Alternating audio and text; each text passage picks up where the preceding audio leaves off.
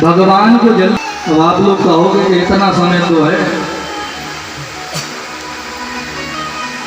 अब हम तो कह रहे हैं थोड़ा सा समय है। तो ध्यान से समझना ये बात, बहुत से लोग नहीं जानते होंगे। सतयुग में मनुष्य की आयु होती थी 1,00,000 वर्ष। कितनी आयु? 1,00,000 वर्ष। हम कथाओं में सुनते हैं ना, महात्मा जी ने 10,000 वर्ष तपस्या की। क्योंकि 1,00,000 वर्ष उम्र होती थी तो 10,000 वर्ष तपस्या भी हो जाती थी। अब सतयुग में 100% सत्य ही सत्य था, असत्य था ही नहीं। उम्र 1,00,000 वर्ष और सत्य ही प्रधान था।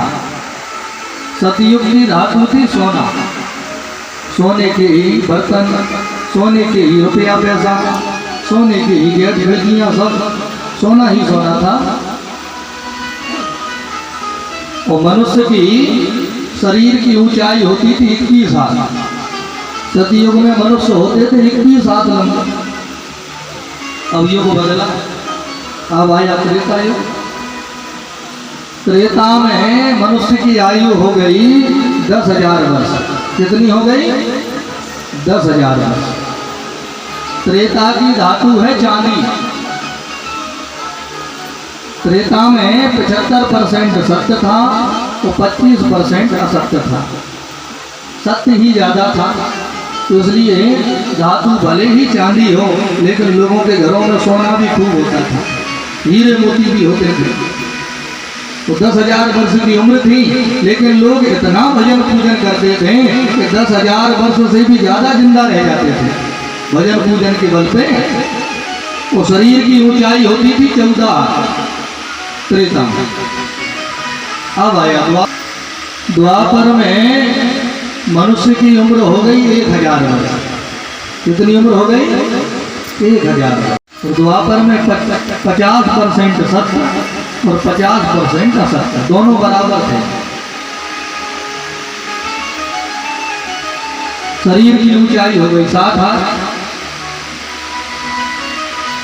लेकिन द्वापर में भी लोग 50% से ज्यादा ही धर्म कर्म कर लिया करते थे, तो अपनी जो निर्धारित आयु थी 1,000 वर्ष, वहां तक पहुंच जाते थे, 1,000 वर्ष तक जिंदा रह लेते थे। अब आया कलियुग। कलियुग में मनुष्य की निर्धारित आयु है 100 वर्ष। कितनी है? 100 वर्ष।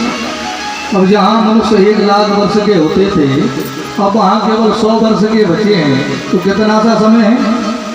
थोड़ा सा ही तो समय है। कलियुग में 75% असत्य, केवल 25% सत्य। कलियुग की धातु है लोहा, लोहे की रुपया पैसा, लोहे की गेट खिड़कियां, लोहे के बर्तन।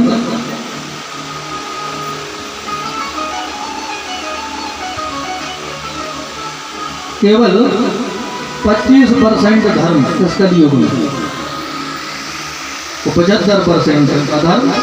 प्राय लोग अधार्मिक स्वभाव के ही होंगे, अधर्म की ओर ही ज्यादा खिंचे चले जाएंगे। इसलिए जो 100 वर्ष की उम्र है वहां तक भी नहीं पहुंच पाएंगे, 100 वर्ष के पहले ही यहाँ से विदा हो जाएंगे। भाई जिनके जीवन में धर्म कर्म होगा वो तो 100 वर्ष तक कैसे कैसे पहुंच जाएंगे। तो आपका तो इतना बड़ा गांव है, इतने बड़े गांव में 2-5 लोग ही ऐसे रहे होंगे जो 100 वर्ष तक पहुंच गए होंगे। तो अभी तो शुरुआत है कलियुग की। धीरे धीरे यह समय और कम होता जाएगा। अभी जैसे तैसे करके लोग 80 वर्ष तक पहुंच जाते हैं, लेकिन धीरे धीरे जैसे समय आगे बढ़ता जाएगा उतनी ही उम्र कम होती चली जाएगी। उतना ही हमारा जो शरीर है, इसकी ऊंचाई जो 3.5 हाथ निर्धारित की गई है कलियुग में, धीरे धीरे ये भी कम होता चला जाएगा। शास्त्रों में लिखा है कि जब कलियुग अपने उत्तरार्ध में होगा, हर तरफ पाप ही पाप दिखाई पड़ेगा। उस समय मनुष्य की ऊंचाई केवल अंगूठे के बराबर रह जाएगी। जो हमारा अंगूठा है ना हाथ का, इतने बड़े बड़े नर नारी चने के झाड़ के नीचे खटिया बिछा करके आराम कर लेंगे। इतने छोटे हो जाएंगे, क्योंकि जितना पाप बढ़ेगा उतना हमारा कद छोटा होता चला जाएगा, शरीर भी कम होता जाएगा और हमारी उम्र भी कम होती चली जाएगी और प्रायः हमारे जीवन में दुख ही दुख बने रहेंगे। तो बहुत कम समय मिला है इस कलयुग में, बहुत कम समय। अब लोग कहते हैं महाराज पर इतने कम समय में हम कैसे भगवान को मनाएं? तो उसके लिए भी एक बढ़िया उपाय शास्त्रों में लिखा है।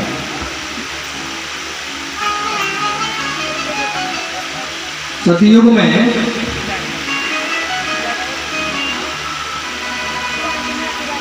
हजारों वर्षों की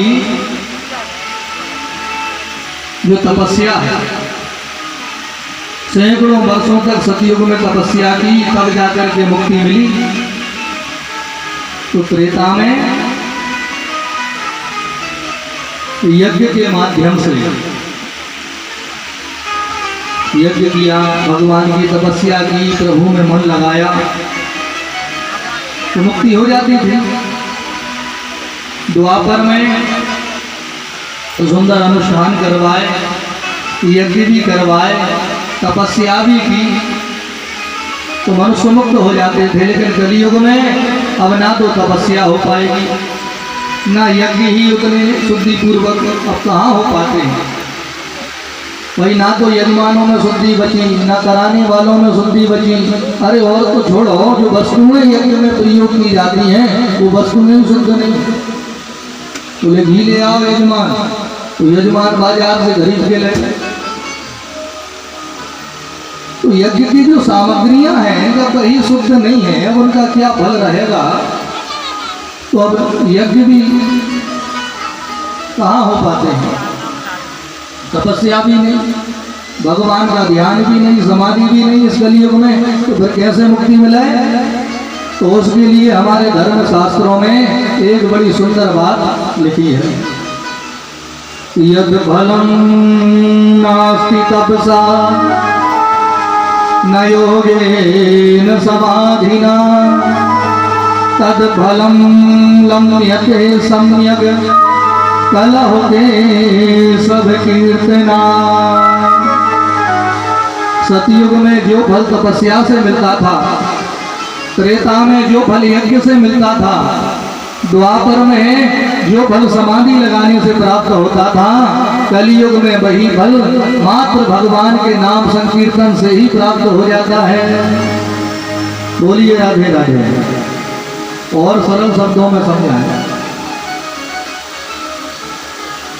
सतयुग में 12 वर्षों तक आपने भगवान की तपस्या की, तो सतयुग में 12 वर्ष तपस्या करके जो फल प्राप्त होता था, त्रेता में वही फल केवल 12 महीने तपस्या करके प्राप्त हो जाता था। 12 महीने। तो द्वापर में वही फल 12 घंटों में प्राप्त हो जाता था। और इस कलयुग में अगर 12 मिनट भी आप भगवान का नाम जप रहे हो, भगवान का नाम संकीर्तन कर रहे हो, तो मानो त्रेता युग में आपने 12 साल तपस्या कर ली, इतना फल आपको प्राप्त हो जाएगा। तो इतनी कठिन नहीं है। और हम आपसे निवेदन करें कि कलयुग में ही मुक्त होना सबसे ज्यादा सरल है। कलयुग में केवल भगवान का नाम लेकर ही आप मुक्त हो सकते हो। तपस्या नहीं हो पा रही है, कोई बात नहीं, यज्ञ भी नहीं करा पा रहे हो तो भी कोई बात नहीं है, ध्यान समाधि भी नहीं लगा पा रहे हो तो भी कोई बात नहीं है। अगर भगवान का नाम निरंतर मुंह से निकल रहा है, भगवान का संकीर्तन कर रहे हो, तो भगवान का नाम संकीर्तन ही आपको भवसागर से पार लगा देगा और आपको मुक्ति दिला देगा। बोलिए राधे राधे। इसलिए नियम बनाओ मेरे भाई बहन, जैसे भोजन करने का नियम होता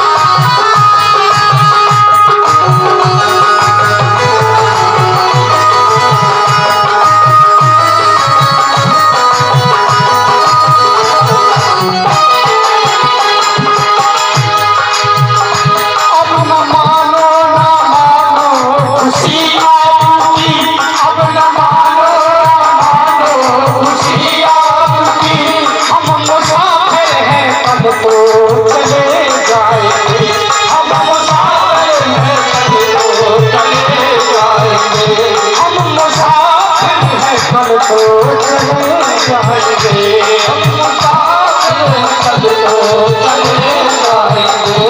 कसम खादा